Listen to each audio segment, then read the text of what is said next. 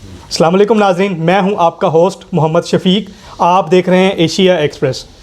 आज मेरे साथ फैसल यामीन एडवोकेट साहब मौजूद हैं, जो कि रोज़नामा मुल्तान वैली के लीगल एडवाइज़र भी हैं। आइए आज हम उनसे अपनी बात का स्टार्ट करते हैं। अस्सलाम वालेकुम सर। वालेकुम अस्सलाम। कैसे हैं फैसल भाई, आप ठीक हैं? अल्लाह पाक का जी, अल्हम्दुलिल्लाह ठीक है। आप ठीक हैं? जी अल्हम्दुलिल्लाह अल्हम्दुलिल्लाह, अल्लाह का एहसान, अल्लाह का करम माशाल्लाह। फैसल भाई बहुत प्यारे भाई हैं हमारे, और माशाल्लाह इंसानियत को प्यार करने वाले बहुत बहुत अच्छे भाई हैं सर। शुक्रिया, बहुत शुक्रिया आपका, आपने टाइम दिया। ठीक है, शुक्रिया सर, आपका भी बहुत बहुत शुक्रिया जनाब। आपने हमें मौका दिया कि हम आपके प्लेटफॉर्म पे आके कुछ हम भी आगाही दे सकें लोगों को। आपका शुक्रिया जनाब, बहुत शुक्रिया। जज़ाकल्लाह। तो जी ये बताइएगा, कानून की हुक्मरानी यानी हमारे माशरे के लिए कितनी ज़रूरी है, क्या कहेंगे इस बारे में? जनाब ऐसे है, कानून की बेसिकली मैं आपको एक डेफिनेशन कोट कर दूं, उससे ज़रा समझना आसान हो जाएगा कि कानून है क्या और कानून की हुक्मरानी। दूसरी बात है कि क्यों ज़रूरी है कि कानून की हुक्मरानी माशरे के लिए ज़रूरी है, माशरे को किस तरह से स्ट्रीमलाइन किया जा सकता है। एक डेफिनेशन है कानून की कि ऐसे ज़ाब्ते जो इंसानी रवैयों को कंट्रोल करें, काबू करें, उन ज़ाब्तों को कानून कहते हैं। लामहला देखें आप, कानून जो उनसे है वो इंसानों के लिए ही बनता है, जानवरों के लिए तो कानून नहीं है। तो किसी भी माशरे को एक स्ट्रीम लाइन करने के लिए, एक प्रॉपर चैनल में चलाने के लिए एक माशरे को कानून की हुक्मरानी ज़रूरी है, और इसीलिए ही कानून बनाया जाता है। और मैंने जिस तरह आपको कानून की एक डेफिनेशन जो उनसे बताई कि ऐसे ज़ाब्ते जो इंसानी रवैयों को कंट्रोल करें कानून कहलाते हैं। इंसानी रवैयों को कंट्रोल करना यही कानून के हुक्मरानी के लिए भी ज़रूरी है कि जब माशरे के अंदर कानून नहीं होगा तो वो फिर माशरा नहीं रहेगा, वो जंगल बन जाएगा। बिल्कुल ऐसे। तो माशरे को माशरा रखने के लिए कानून बनाए जाते हैं, और फिर कानून को जो उनसे वो इम्प्लीमेंट रियासत करवाती है। जब कानून की हुक्मरानी होगी, इम्प्लीमेंटेशन ऑफ लॉ होगा, तो उससे माशरा बेहतर से बेहतरीन की तरफ जाएगा। और यही ज़रूरी है हमारे पाकिस्तान में, चाहे दुनिया का कोई भी खित्ता हो, कानून की जब तक बालादस्ती है, कानून की हुक्मरानी, कानून का लागू होना जब तक नहीं होगा माशरे के अंदर, माशरे तरक्की नहीं कर सकेंगे। छोटे और बड़े का जो सा फ़र्क है, ये कानून ही है जो सा के छोटे को और बड़े को एक साथ करेगा, बराबर करेगा, और जो सा है कि इसी तरह से आपका माशरा तरक्की करता है। सही। वैसे तो हमारे वकला हज़रात से सवाल करते हुए डर भी लगता है अगर नहीं, ऐसी बात नहीं है। इसमें मैं आपको एक बात कोट कर दूं कि वकील जो उनसा होता है वो बेसिकली लॉ नोइंग आदमी होता है, ठीक है।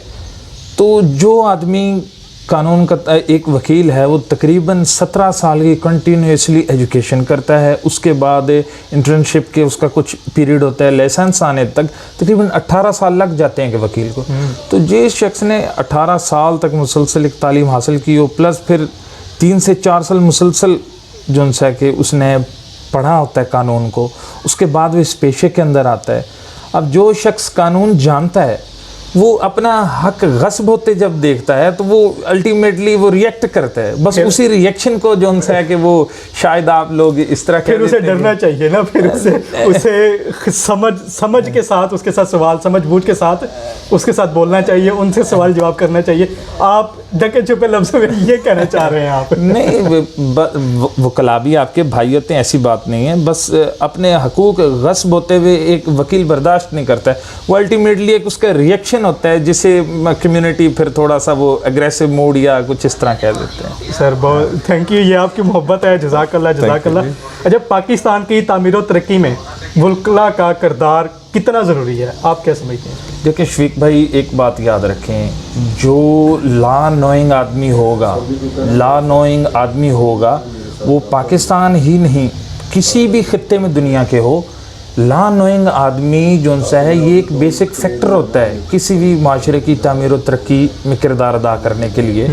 आप तारीख़ पाकिस्तान पढ़ कर देखें, मुतालिया करें, उसमें जनाब हज़रत अल्लामा मोहम्मद इकबाल साहब, वो भी एक वकील थे, और बानी पाकिस्तान जनाब हज़रत कायद आज़म रहमतुल्लाह अलैह ये भी वकील थे।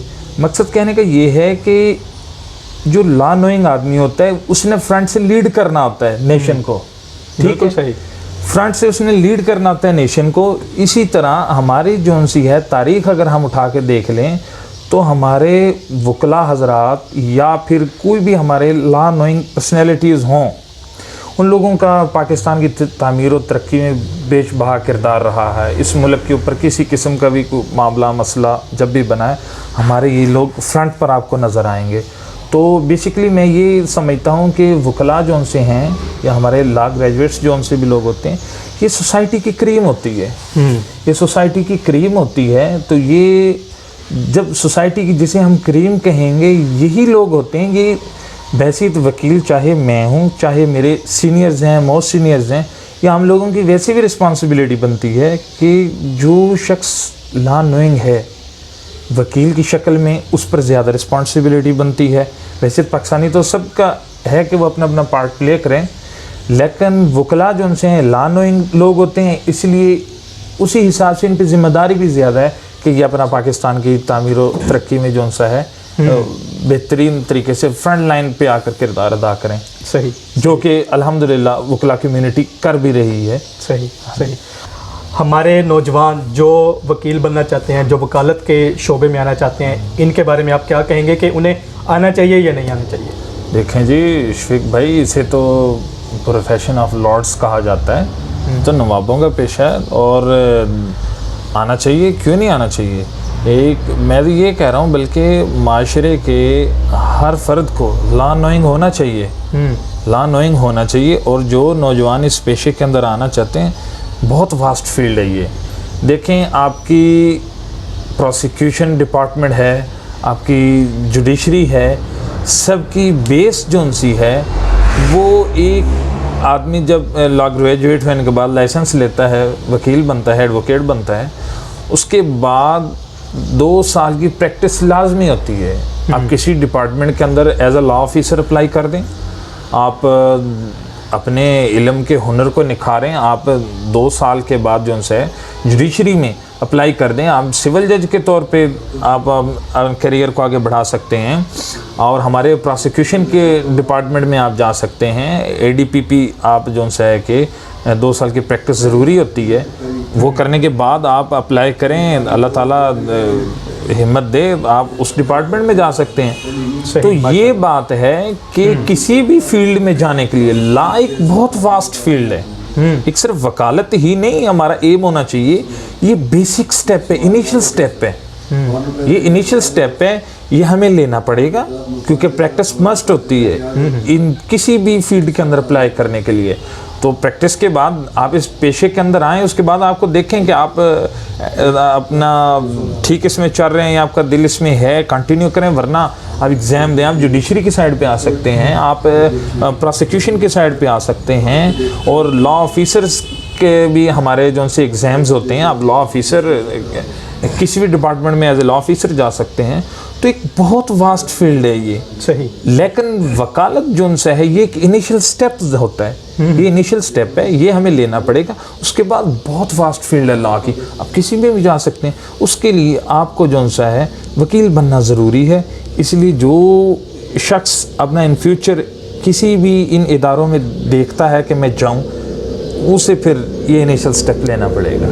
सर बहुत शुक्रिया आपका फैसल भाई, बहुत शुक्रिया आपका, शुक्रिया सो मच। शुक्रिया जनाब आपका, शुक्रिया आपका, शुक्रिया आपका जनाब। जज़ाकल्लाह। और मैं इस प्रोग्राम के तवसत से एशिया एक्सप्रेस के नाज़रीन को कहूँगा कि आपका किसी भी किस्म का कोई कानूनी मसला है, कोई कानूनी आपका सवाल है, आप ज़रिया कमेंट्स, ठीक है, या आप हमारे नंबर्स लिखे हुए हैं रोज़नामा मुल्तान वैली के जो प्लेटफॉर्म से भी आप सवाल मुझ तक भिजवा सकते हैं।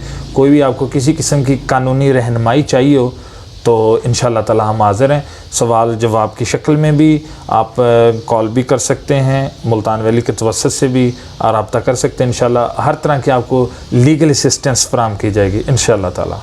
सर बहुत शुक्रिया आपका, थैंक यू सो मच।